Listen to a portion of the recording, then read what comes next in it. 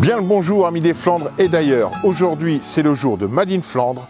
Vous allez me suivre à la rencontre de cousins, Pierre-Benoît et Julien, qui ont créé la brasserie Belnar à Outersten, dans la banlieue de Bailleul. Venez avec moi, je vous invite à rentrer, on va voir Pierre-Benoît. Salut Jérôme. Bonjour Pierre-Benoît et le cousin Julien. Salut Jérôme. Salut Julien. Pierre-Benoît, Julien, racontez-nous un peu le pourquoi du comment. Alors déjà, pourquoi avoir fait de la bière?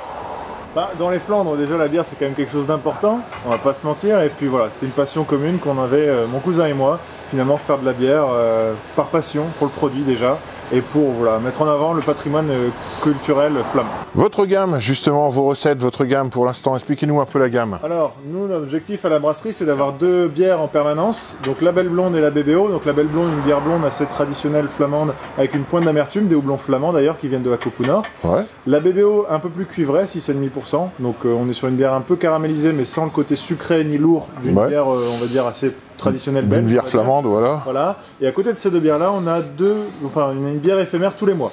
L'idée, c'est de tous les mois réinventer une recette. Réinventer une recette. On a une multitude de choses à découvrir.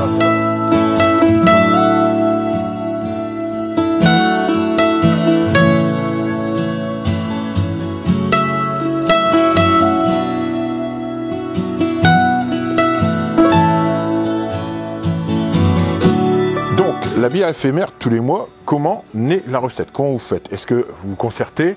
Est-ce que c'est des essais que vous faites ou est-ce que vous partez déjà de choses un peu connues que vous déclinez? Alors en fait, sur ces recettes-là éphémères, c'est un petit peu différent des deux premières. Les deux premières, on a vraiment pris le temps de les mettre au point en travaillant plusieurs fois sur une même recette, en se déplaçant un petit peu à chaque fois pour avoir vraiment quelque chose de parfait, ce qu'on voulait exactement. À votre goût, ouais. Là aujourd'hui, sur les recettes éphémères, c'est vrai qu'on prend plus le temps de le faire en petit pour démarrer, en se disant que ça prend beaucoup de temps et finalement c'est pas transposable à 100%. Ouais. Donc finalement on pourrait s'en fatiguer à le faire plein de fois en petit, etc. Mais aucune garantie sur le rendu après sur le grand matériel.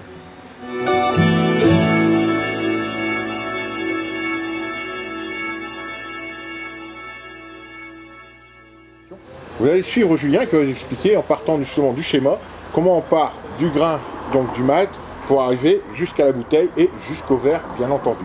Julien, je t'écoute.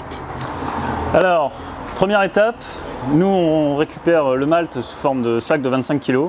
Première étape, ouvrir les sacs. À partir de ce sac de grains, on va d'abord le moudre, le concasser exactement, comme le café, mais pas si finement en fait. Il faut vraiment qu'on garde un peu d'enveloppe et un peu de farine. Il faut un bon mélange, un bon ratio entre les deux pour que ce soit vraiment optimal pour le process par la suite.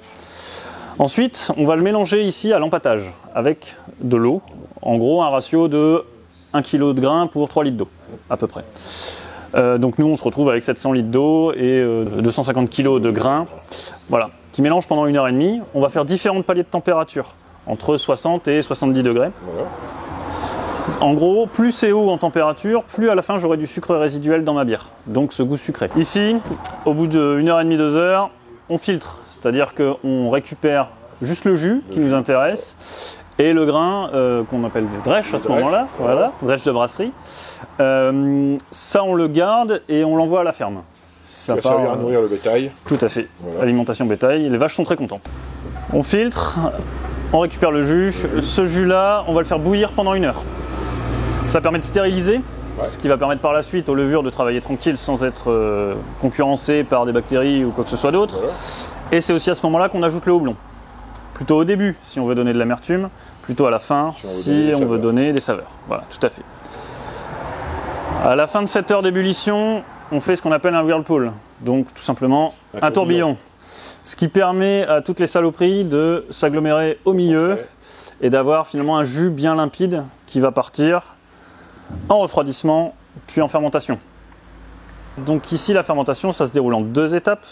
On a d'abord une semaine de fermentation à proprement parler, où on va avoir vraiment consommation du sucre, production d'alcool et d'un peu de gaz. Et ensuite, on transfère, on change de cuve, et pendant 2 semaines, on va garder à froid, faire une garde froide, ce qui va permettre à la bière de encore s'éclaircir, c'est-à-dire qu'il y a beaucoup de choses qui vont précipiter grâce au froid, et on aura vraiment un produit bien limpide à la fin. Voilà. Et reste l'embouteillage. Voilà. Mais c'est finalement pas vraiment la dernière étape, puisque nous on travaille en processus de refermentation en bouteille. Donc il faut encore qu'on attende 2 semaines que la levure retravaille dans la bouteille. Voilà, pour que la bière soit bien pétillante.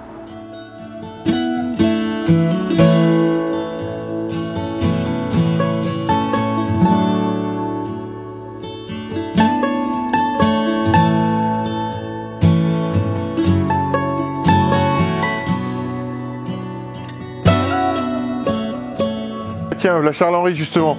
Charles-Henri, comment vas-tu? Ça va? Bien et toi?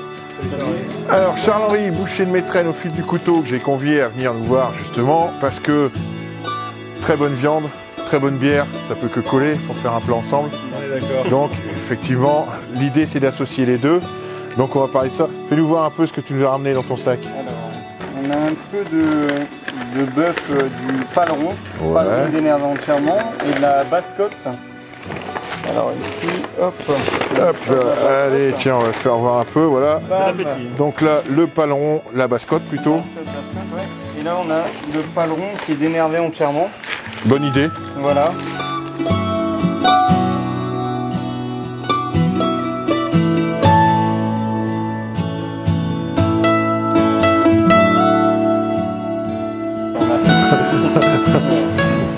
On a la forte attaque du houblon. Donc on a une belle complexité, très sympa à déguster.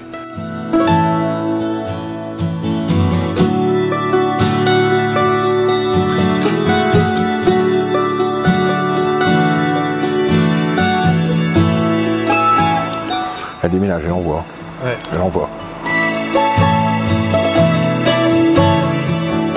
Ça, quand tu la bois, tu as une attaque d'amertume. Par contre, elle s'efface, mais dans la seconde. Dès que tu as bu ta gorgée, elle s'efface.